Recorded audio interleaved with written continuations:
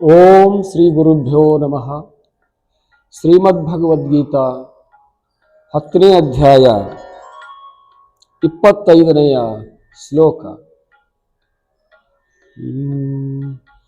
ಮಹರ್ಷೀಣಾಂ ಭೃಗುರುಹಂ ಗಿರಾಮಸ್ಮೈಕಮಕ್ಷರಂ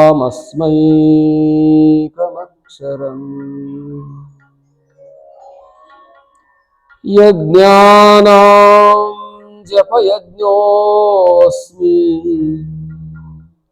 ಸ್ಥಾವರಾಣಾಂ ಹಿಮಾಲಯಃ.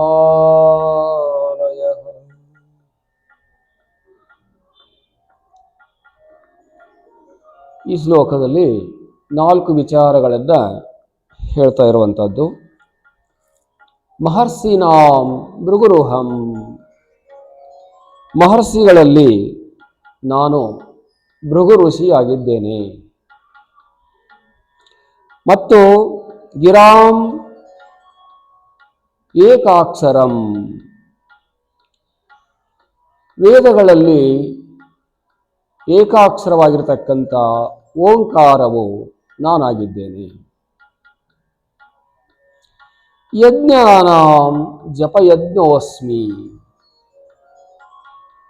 ಯಜ್ಞಗಳೆಲ್ಲದರಲ್ಲಿ ನಾನು ಜಪಯಜ್ಞವಾಗಿದ್ದೇನೆ. ಮತ್ತು ಸ್ಥಾವರಾಣಾಂ ಹಿಮಾಲಯಃ, ಎಲ್ಲ ಪರ್ವತಗಳಲ್ಲಿ ಹಿಮಾಲಯ ಪರ್ವತವು ನಾನಾಗಿದ್ದೇನೆ ಅರ್ಜುನ. ಇಲ್ಲಿ 4 ವಿಚಾರಗಳನ್ನು ಹೇಳ್ತಾ ಬಂದು, ಭೃಗು ಋಷಿ ಪ್ರಸಿದ್ಧವಾಗಿರ್ತಕ್ಕಂಥ ಋಷಿಗಳು. ಆದಿ ಕಾಲದಿಂದಲೂ ಕೂಡ ಇವರ ಹಿತೋಪದೇಶ ಜಗತ್ತಿಗೆ ಬಂದಿರುವಂಥದ್ದು. ಬ್ರಹ್ಮನ ಮಾನಸ ಪುತ್ರರಾಗಿರ್ತಕ್ಕಂಥ ಭೃಗು ಋಷಿ. ಈ ಭೃಗು ಋಷಿ ಸಪ್ತ ಋಷಿಗಳಲ್ಲಿ ಒಬ್ಬರಾಗಿದ್ದು ಇವರು ಪ್ರಸಿದ್ಧ ಋಷಿಗಳಾಗಿದ್ದಾರೆ. ಆ ಭೃಗು ಋಷಿ ನಾನಾಗಿದ್ದೇನೆ ಅರ್ಜುನ. ವಿಶೇಷವಾಗಿರ್ತಕ್ಕಂಥ ಚೈತನ್ಯ ಭೃಗು ಋಷಿದು, ವಿಶೇಷವಾಗಿರ್ತಕ್ಕಂಥ ಜ್ಞಾನ ಅವರದು, ವಿಶೇಷವಾಗಿರ್ತಕ್ಕಂಥ ತಪೋಭೂಮಿ ಭೃಗು ಋಷಿಗಳದು. ಅಂತ ಭೃಗು ಋಷಿ ನಾನಾಗಿದ್ದೇನೆ. ಆಮೇಲೆ ಗಿರಾಂ ಏಕಾಕ್ಷರಂ ಅಹಂ ಅಸ್ಮಿ. ಗಿರಾಂ ಅಂತಂದರೆ ಅಕ್ಷರಗಳು, 48 ಅಕ್ಷರಗಳು, ವೇದಗಳು ಇವೆಲ್ಲ ಉಂಟಾಗಿರುವಂಥದ್ದು. 4 ವೇದಗಳೆಲ್ಲವೂ ಕೂಡ 48 ಅಕ್ಷರಗಳಲ್ಲಿ ಬಂದಿರುವಂಥದ್ದು. ಆ ಎಲ್ಲ ಅಕ್ಷರಗಳಲ್ಲಿ ಓಂ ಅನ್ನುವಂಥ ಓಂಕಾರವು ನಾನಾಗಿದ್ದೇನೆ.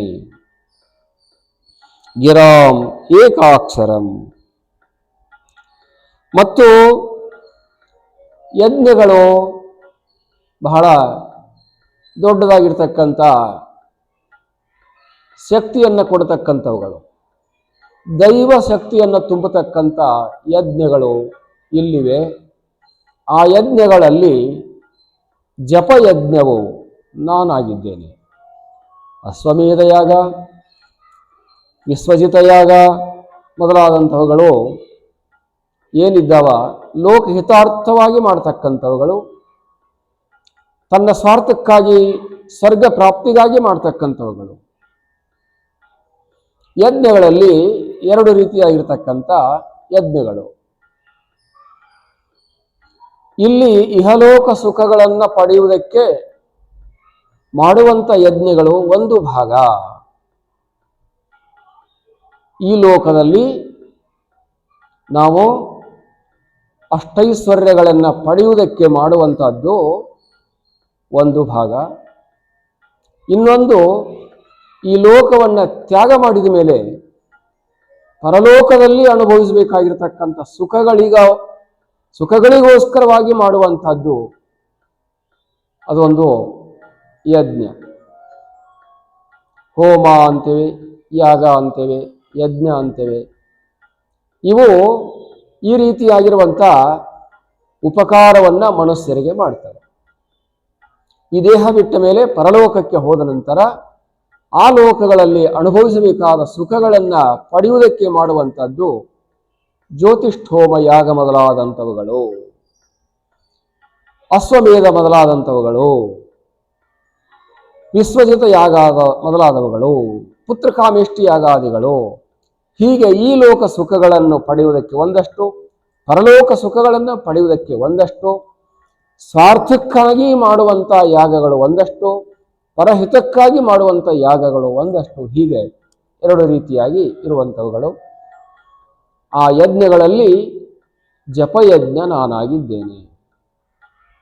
ಇನ್ನೊಂದು ಸ್ಥಾವರಾಣಾಂ ಹಿಮಾಲಯ, ಪರ್ವತಗಳು, ವಿಂಧ್ಯ ಪರ್ವತ ಮೊದಲಾದಂಥವುಗಳು, ದೊಡ್ಡ ದೊಡ್ಡದಾಗಿ ಇರತಕ್ಕಂಥ ಎಲ್ಲ ಪರ್ವತಗಳಲ್ಲಿ ಹಿಮಾಲಯ ಪರ್ವತವು ಅತ್ಯಂತ ಶ್ರೇಷ್ಠ ಜ್ಯೇಷ್ಠ ಆಗಿರುವಂಥದ್ದು.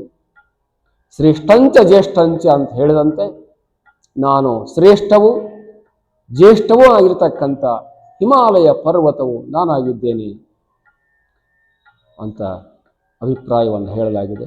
ಹರಿ ಓಂ ತತ್ಸತ್.